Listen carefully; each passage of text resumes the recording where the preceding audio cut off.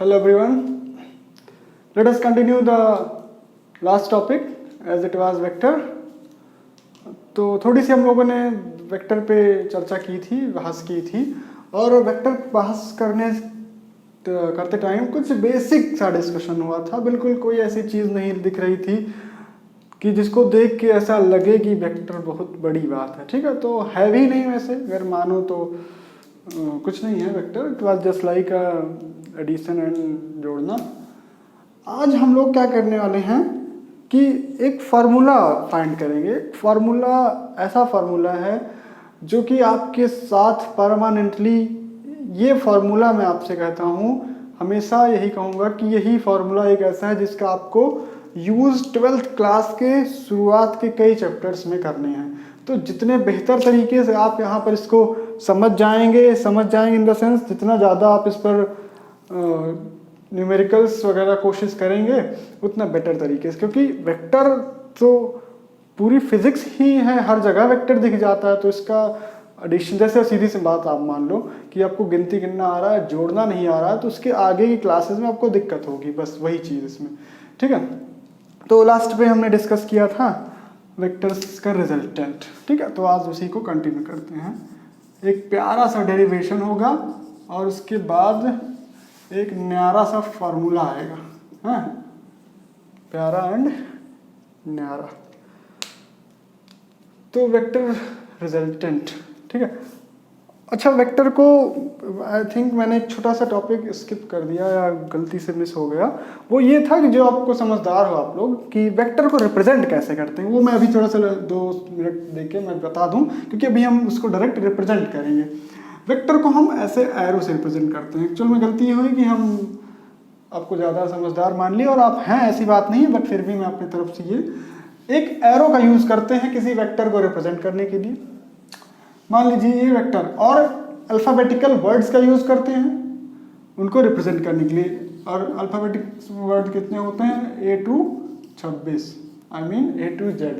ठीक, तो अच्छा स्मॉल में भी यूज कर सकते हैं। इनके ऊपर एरो लगा देते हैं ऐसे। तो इस एरो में इसको हम बोलते हैं हेड। हेड मतलब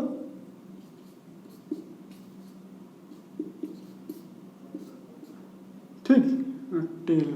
हेड एंड टेल होता नहीं, वो वाला कॉइन वाला, वो नहीं, लेकिन इसमें हेड का मतलब होता है कि इसकी खोपड़ी, इसका सर, और टेल मतलब पूंछ। ठीक है, या टिप भी बोल देते हैं इसको, टिप ऑफ द वेक्टर या हेड ऑफ द वेक्टर। तो ये चीज़ें हो गई, और इसको ऐसे रिप्रेजेंट करते हैं उसके ऊपर। दूसरी बात कि एरो के बेस पर अगर हम वेक्टर्स को डिसाइड करते हैं तो ये डिसाइड करता है, ये पोर्शन जो एरो वाला पोर्शन, ये होता है मैग्नीट्यूड। क्या होता है? ये रिप्रेजेंट करता है मैग्नीट्यूड, और ये रिप्रेजेंट करता है डायरेक्शन। ओके, तो अगर मैं कहूँ एक वेक्टर ये है, एक वेक्टर ये है, तो आपको अंडरस्टूड होना चाहिए कि इस वेक्टर का मैग्नीट्यूड ज़्यादा है, इस वेक्टर का मैग्नीट्यूड कम है। ठीक है, ये बताने का मेरा पर्पज ये था कि अभी मैं आगे चीज़ें, मान लो अगर आपसे बेसिक क्वेश्चन पूछा जाए तो ये आपको आइडिया होना चाहिए। और अभी मैं रिप्रेजेंट करूँगा वेक्टर A और B C D E F G H and all, तो वहाँ पर थोड़ा सा आपको प्रॉब्लम हो सकती थी, that's why I told you. बाकी ऐसी कोई ये बड़ी बात नहीं है, आप सब लोग समझदार हैं, इसमें कुछ बताने वाली चीज़ नहीं थी। ठीक, चलिए, तो हम रिजल्टेंट की बात कर रहे थे। फिर से मैं आपको ये चीज़ रिवाइज करा दूं लास्ट लेक्चर में जो हमने बताया था कि कोई वेक्टर ये था और दूसरा वेक्टर हमारा था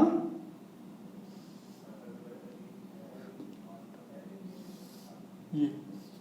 ठीक, तो इसको मैंने मान लिया था, इसको मान लिया मैंने वेक्टर ए। अच्छा, आपकी मर्जी, चाहे इसको कैपिटल से मान लो, चलो मैं कैपिटल दिखा दे रहा हूँ यहाँ पे, कैपिटल ए और कैपिटल बी, और ये इसके बीच का एंगल हो गया थीटा।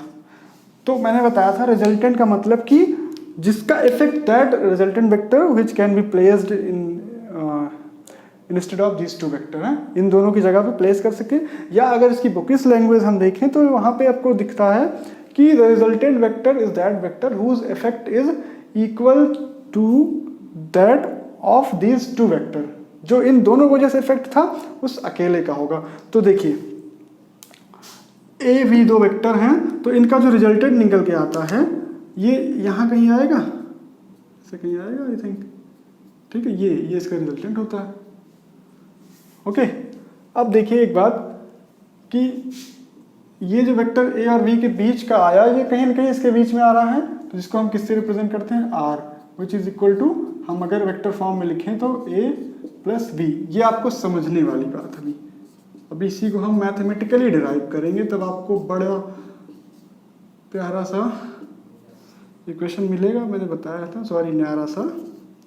ये तो आपको बच्चों की तरह समझा दिया गया कि 2 आम प्लस 2 आम बराबर 4 आम, ठीक है। अभी आपको फील आएगा, डोंट वरी। दूसरा, इसको ही हम बोलते हैं triangle law of vector addition, vector addition law, parallelogram law of vector addition, and बहुत कुछ बोल सकते हो, आपकी मर्जी, बट समझना आपको यही, हर जगह कंसेप्ट यही है। वो मैं दिखा रहा हूँ कैसे बोलते हैं इसको, कि यहाँ ना तो आपको ट्रायंगल दिख रहा होगा और ना पैरेललोग्राम। अभी दोनों दिखाते हैं, देखिए, है ना। नजरिया बदलिए, लोग बदल जाएंगे, ठीक। चलो दिखाएं इसको। पहले हम आपको क्या दिखा दें, पैरेललोग्राम। चलो, तो ये बताइए, अगर ये आपका वेक्टर v है, एंगल थीटा यहां से बना रहा है, तो अगर सेम मैं यहां पे एक और दूसरा वेक्टर लिख दूं, ये बताइए, ठीक। ये वेक्टर थोड़ा सा मैं इसको, शायद मैंने कम तिरछा बनाया, एकदम आपको दिखना चाहिए, इसीलिए मैं इतना वो कर रहा हूं, ठीक। ये हो गया वेक्टर, यही सेम ये वेक्टर मैंने क्या किया है, रिप्लेस कर दिया। इस थीटा, भाई आपने पढ़ा होगा ना पैरेलल लाइंस एंड ये, तो ये जितना एंगल बना रहा है ये भी उतना एंगल बनाएगा। और ये एक जनरल रिप्रेजेंटेशन होता है, जब हम किसी दो वेक्टर के बीच का एंगल निकालते हैं तो एक की खोपड़ी पे दूसरे वाले के पूंछ लाके जोड़ देते हैं, तो जो ये आगे और इनके बीच में जो एंगल बनता है वही होता है angle between these two vector. ये हो गया। अभी इसको हमें क्या दिखाना है, क्या दिखाना है इसको भाई, तो हम इसको दिखाएंगे पैरेललोग्राम। तो ये पैरेललोग्राम देखो, ये बन गया, दिख रहा है ना।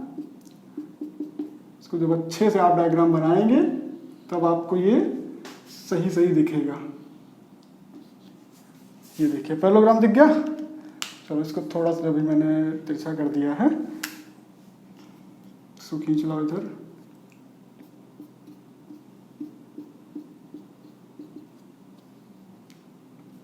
ये हम इसको भी पैरेललोग्राम और ट्रायंगल दोनों दिखाएंगे, ठीक है। ये पैरेललोग्राम हो गया, थोड़ा सा मे भी यहाँ से तिरछा हो रहा है। इसको आप जैसे आप डायगोनल बनाते हैं ना पैरेललोग्राम, बस यही है, ये देख लीजिए। तो डायगोनल को एग्जैक्टली क्या होना चाहिए, दोनों वर्टिसेस से मिलना चाहिए, ठीक है। चलो ये हो गया।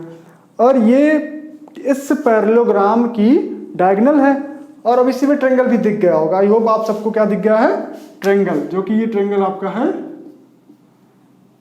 मैं नाम दे दूं पी क्यू आर, ठीक।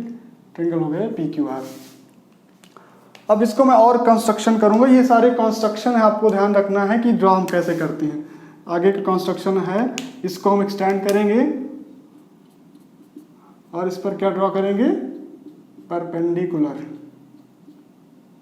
पर ड्रॉ करेंगे परपेंडिकुलर। तो एक पॉइंट इसको हम दे देंगे पी क्यू आर एस, ठीक। चलो अब मैं समझाता हूं कि ये क्या क्या होता है laws.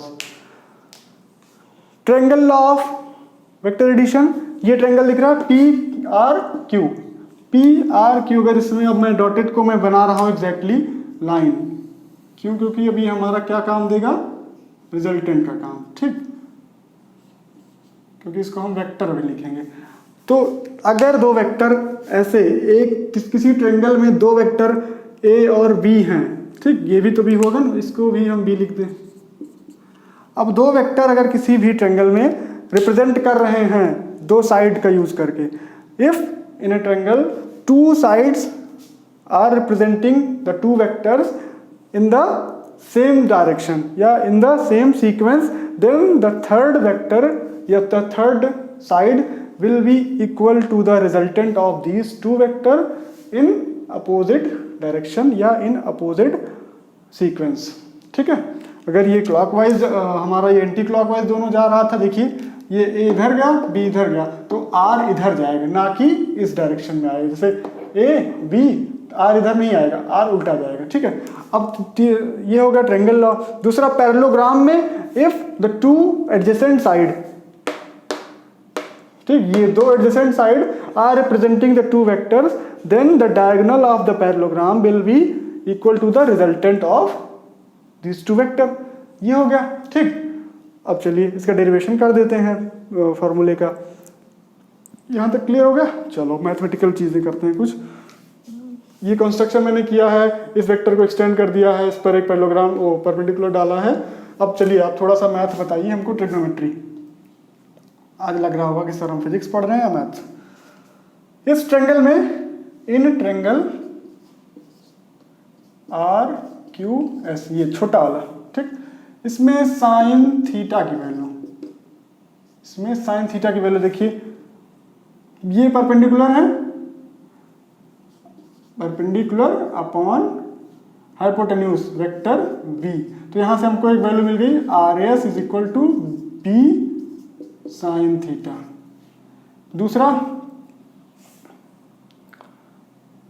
Cos theta, cos theta is equal to, ये हो गया base upon hypotenuse, Q S upon hypotenuse vector v, तो यहां से क्यू एस की वैल्यू मिल गई b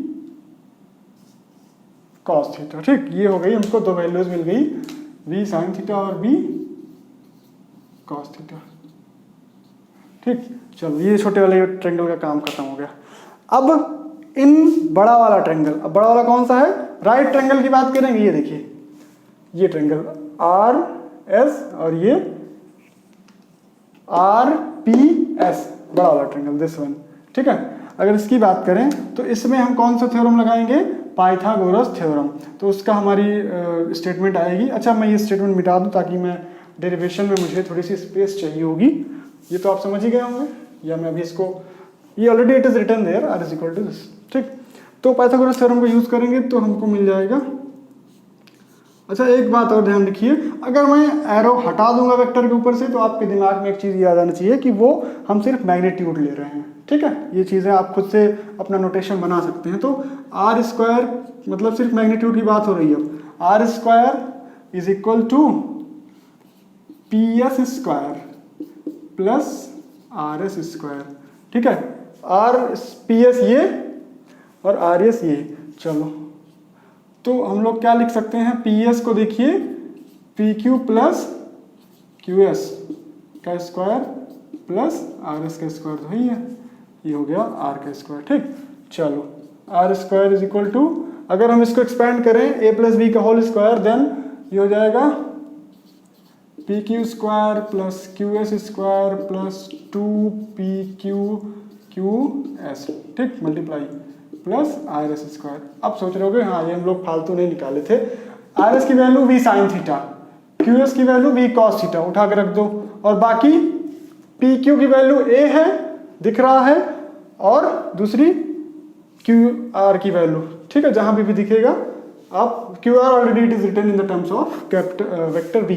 ठीक, तो पी स्क्वायर की जगह क्या हो जाएगा ए स्क्वायर, क्यू स्क्वायर की जगह क्यू एस कहाँ, ये B square cos square theta plus 2 P Q की जगह ए, क्यू एस की जगह बी कॉस थीटा, और आर एस की जगह, आर एस क्या, ये देखो B sine theta, B square क्योंकि स्क्वायर है तो B square sine square theta. चलो अब देखिए कुछ इसमें से अपने काम का दिख रहा है, इसमें और इसमें कहाँ गया, साइन स्क्वायर में बी स्क्वायर कॉमन है, cos square sine square, B square common है, कोई दिक्कत नहीं, बाहर निकालो, A square B square common ले लिया, cos square theta plus sine square theta plus 2ab cos theta. इसकी वैल्यू हम हमेशा से क्या लिखते आए हैं 1, तो ये हो गया, इसकी वैल्यू हम क्या लिखेंगे 1, तो इसको मैं इधर यूज कर रहा हूँ लाके, तो हमें वैल्यू मिल गई आर स्क्वायर की A square plus B square plus 2ab cos theta. तो आर स्क्वायर की वैल्यू जब इतना है तो आर की वैल्यू क्या होगी, ये होगी। This is the formula for the resultant of two vectors any two vectors, क्योंकि हम यहाँ पे ए और बी की बात की है, तो any two vectors A and B. ठीक, फिर से देख लीजिए, ये काम सबसे पहले करेंगे, छोटे वाले ट्रायंगल में परपेंडिकुलर की वैल्यू निकाल देंगे और बेस की, ठीक, निकाल के रख देंगे एकदम साइड में। फिर बड़े वाले ट्रायंगल में आरपीएस लगा देंगे, Pythagoras theorem using PT, PT मतलब फिजिकल ट्रेडिंग, जी नहीं, पाइथागोरस थ्योरम। पाइथागोरस थ्योरम का यूज किया हमने, बड़की वाली साइड का स्क्वायर प्लस दोनों छुटकी वाली साइड का स्क्वायर। बाकी आप समझदार हो, पीएस को ओपन कर दो P Q plus Q S के फॉर्म में, इतना आपको समझाना था। बाकी सिर्फ और सिर्फ मैंने वैल्यू पुट करके रीअरेंज किया है और ये आपको फाइनल दिया है। तो अब देखिए, अब आपको फील कैसे आएगा कि मान लीजिए ए की वैल्यू 5 न्यूटन थी, बी की वैल्यू 2 न्यूटन थी और दोनों के बीच में एंगल था कुछ। अच्छा, एक चीज़ अब और देखिए, इस फॉर्मूले में मैं एक एप्लीकेशन दिखा दूं तो आपको फील आ जाएगा वो कैसे होता है। अभी जब आप हमेशा जोड़ते आए थे, एक फोर्स इधर लग रहा है, एक फोर्स इधर, अभी जो मैंने एग्जांपल लिया था, एक 2 न्यूटन का, दूसरा 2 न्यूटन का, ठीक, तो दोनों आप लोग जोड़ते जो आप थे वो 4 न्यूटन आता था। ये डायरेक्ट इसलिए बताया जाता था क्योंकि वो डायरेक्ट था नहीं, आपको थोड़ा सा इन समस्याओं से रूबरू नहीं कराया जाता था। इसी फॉर्मूले से ये भी आता है। अब देखिए, ए की वैल्यू 2, बी की वैल्यू 2, ए की वैल्यू 2, बी की वैल्यू 2, कॉस थीटा, किसकी वैल्यू, कॉस थीटा। अब थीटा इनके बीच में कितना है बताइए, इनके बीच का थीटा कितना है, 0। अरे भाई, ये वेक्टर ए है, बी, दोनों का एंगल ऐसे चिपका दी तो दोनों के बीच में एंगल कितना होगा, थीटा। और आपको पता है कॉस थीटा की वैल्यू कॉस 0 हो गई, मतलब कॉस थीटा की जगह क्या लिख देंगे, चलिए अगले क्वेश्चन में लिख दूं, r इज इक्वल टू ए की जगह 2 स्क्वायर, बी की जगह 2 स्क्वायर प्लस 2 इंटू 2। अब बताइए कॉस 0 की वैल्यू क्या होती है, सब लोग बताएंगे 0, लेकिन हम बताएंगे जी नहीं, 1 होती है। ठीक, कॉस 0 की वैल्यू 1 ही तो होती है, हाँ देख लो। तो ये क्या आ गया, 4 4 8 और 8 8 16, अंडर रूट 16, इसकी वैल्यू 4। अब आया समझ में, जी हाँ, कि हम लोग आपको एक डायरेक्ट केस बताते थे, ठीक है। तब हम आप क्या करते थे, ये फॉर्मूला नहीं पता था आप तो डायरेक्ट आप रट लिए थे, ये वाला बताया जाता है। और दूसरा, अभी अगर 2 अपोजिट होता तो 0 आता, देख लीजिए 2 अपोजिट होता तो 0 आता। वो क्यों आता, क्योंकि तब थीटा की वैल्यू 180 हो जाती, थीटा की वैल्यू 180 हो जाती, और जब थीटा की वैल्यू 180 हो जाती तो काम ही खत्म हो जाता। यहाँ पे प्लस की जगह माइनस हो जाता, क्योंकि cos 180 की वैल्यू -1 होती है, -1 होगी तो 8 माइनस 8 वैल्यू पुट करेंगे तब आपको पूरा फील आएगा। अभी मैं ऐसे बताऊंगा तब नहीं दिखेगा, आप खुद कॉपी पेन उठाइए और करिए, ठीक है। तो it was the most important derivation, most important formula, जिसको आपको रट लेना है, समझ लेना है और दिमाग में घुसा लेना है। Okay, thank you.